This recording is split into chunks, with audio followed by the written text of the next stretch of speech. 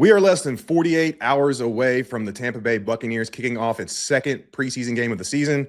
This time it takes on the Kansas City Chiefs. And I've got a special surprise for y'all when it comes to breaking down what will be the Buccaneers' biggest test on Saturday. I'm Evan Winter with A to Z Sports. Let's hop right on in. All right, so like I said, we're going to do things a little differently today. Instead of being stuck with me for the entire duration of the video, I brought on Charles Goldman, our Kansas City Chiefs beat writer, to help me break down this game. Because let's be real, right? Preseason, unless you're absolutely drilled into a team, you don't really know who's going to play, what matchups are going to be presented, so on and so forth. So Charles is going to help us navigate through all that. So Charles, man, welcome in. Glad to have you. Happy to be here. Yeah, for sure. So let's go and get it rolling, man. So Buccaneers fans, we all know that the vast majority of the starters, if not all of the starters that are healthy, are going to play around 8 to 15 snaps in this game, according to head coach Todd Bowles. And that does include Baker Mayfield as well, which is a little bit out of the ordinary for how Baker has usually approached the preseason. So who on the Chiefs side of things should we expect to see, not expect to see, so on and so forth? Well, Andy Reid's already ruled out Patrick Mahomes, so you're not getting a shot at Mahomes, and especially because the starting offensive line right now, it's missing Josh Simmons, it's missing Trey Smith. It's kind of looking a little bit like that Super Bowl matchup between the Buccaneers and the Chiefs. So you're going to get a mishmash of starters in there. I mean, I think Creed Humphrey will probably play a series. We'll see Jalen Moore in there. We'll see the rookie Khalil Benson, but other than that, on the starting offensive line, you're not getting the top end talent. And, I mean, Kenneth Walker, maybe he'll get a series, maybe not. He played one snap in preseason week 1. I know you're going to see a healthy dose of Justin Fields and Garrett Nussmeier, the top 2 backup quarterbacks for Kansas City, who are kind of battling it out for that number 2 spot. And they're both, kind of different flavors. You got Fields, who's a little bit more of a, crafty guy, can move around and escape from the pocket. He had a really sharp preseason week 1 game. And then Garrett Nussmeier, the rookie, he's a little bit of a gunslinger, but also got the pocket quarterback mentality as well. So not quite the same athlete, but really talented so far in what we've seen from him at training camp and during the preseason. And then, on the defensive side of the ball, I think you'll get a couple of snaps out of maybe a Nick Bolton, a George Karlaftis, but right now with the injury situation in Kansas City, I think they're going to be really cautious with how much their starters see action in this game. They just can't really afford many injuries elsewhere while these guys are kind of recovering from some dings and bruises that they got at training camp. That makes all the sense in the world. The Buccaneers are doing some cautionary things with players as well, and I'll mention a couple of those here in a minute. So with all that being said, man, what is like the biggest test? And of course, it's preseason, right? But still, there are certain qualities of games that matter when it comes to the long-term evaluation of the roster and even short-term evaluation. So what do you think is the biggest test for the Buccaneers this week against the Chiefs? I would say, the Chiefs have a really talented group of running backs this year, finally, thankfully. That wasn't the same thing that could be said last year. And they've got a talented group of tight ends, too. So I would say if there are questions at the linebacker position for the Buccaneers, they're going to have their hands full with the tight end group and the running back group, especially in the passing game.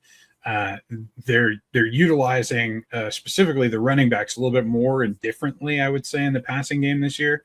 Obviously, it's preseason. The scheme's going to be fairly vanilla. You're not going to see too much of what they've got cooked up for the regular season. But just from a sheer talent perspective, a perspective of, the player versus player matchups, I think the linebackers for the Buccaneers and the tight ends and running backs for the Kansas City Chiefs are what you're going to want to watch.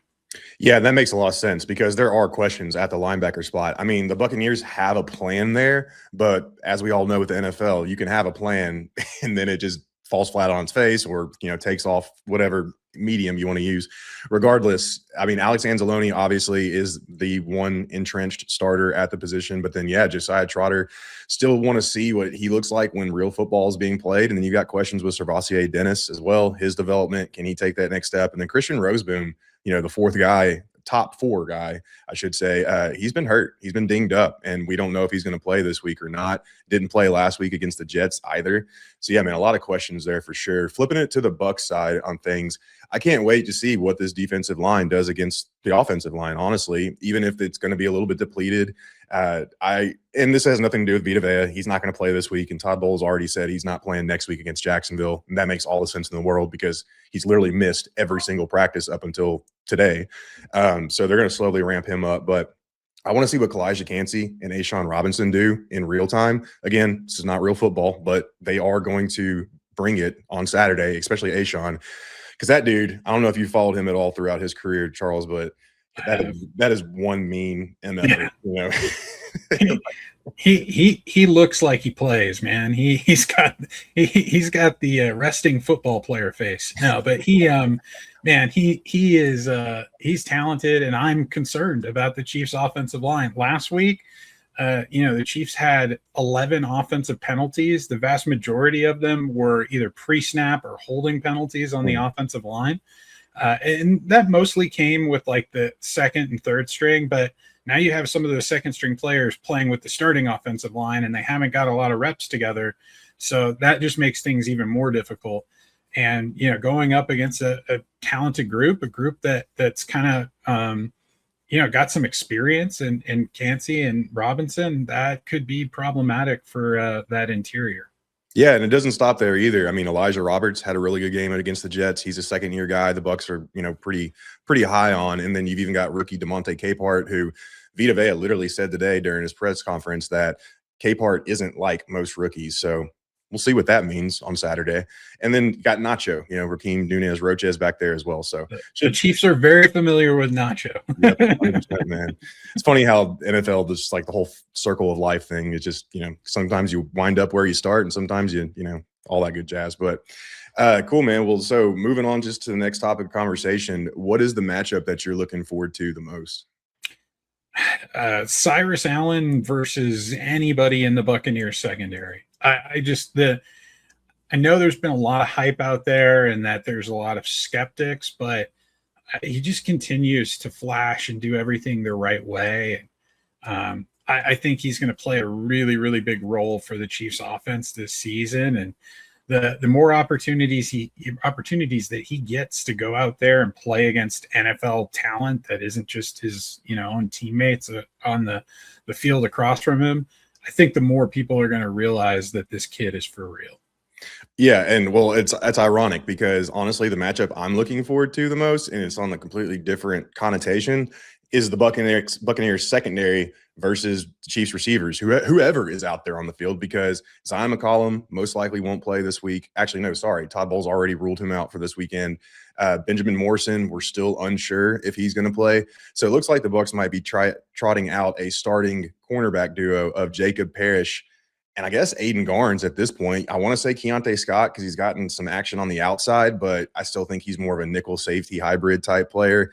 So yeah, it should be Aiden Garnes getting the start, which is huge for the UDF rookie who's been making a big splash over the last few weeks. But yeah, it's going to be super interesting, man. And I can just see it now, Bucs Twitter, if they allow several big plays of Cyrus Allen, then there's going to be a lot of discourse about the Bucs cornerback room, as there has been for the last pretty much 6 months in general.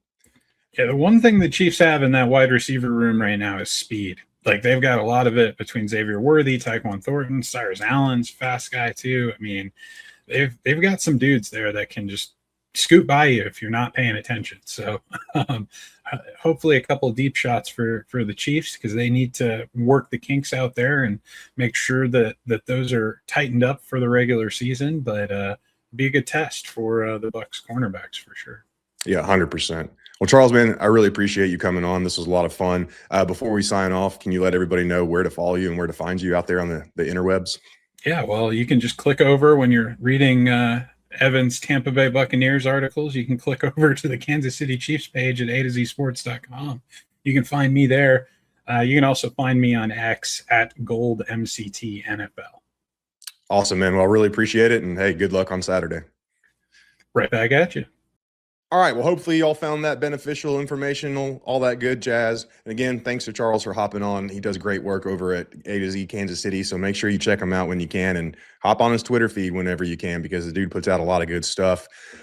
Also, if you like the video, make sure you hit like and subscribe. We want to keep this machine rolling. The support has been great over the first few weeks of this show. And then also let me know in the comments, what are you looking forward to this week when the Buccaneers take on the Chiefs? What matchups are you eyeing? So on and so forth. But until next time, keep your eyes on A to Z Sports Bucs, and we'll see you around.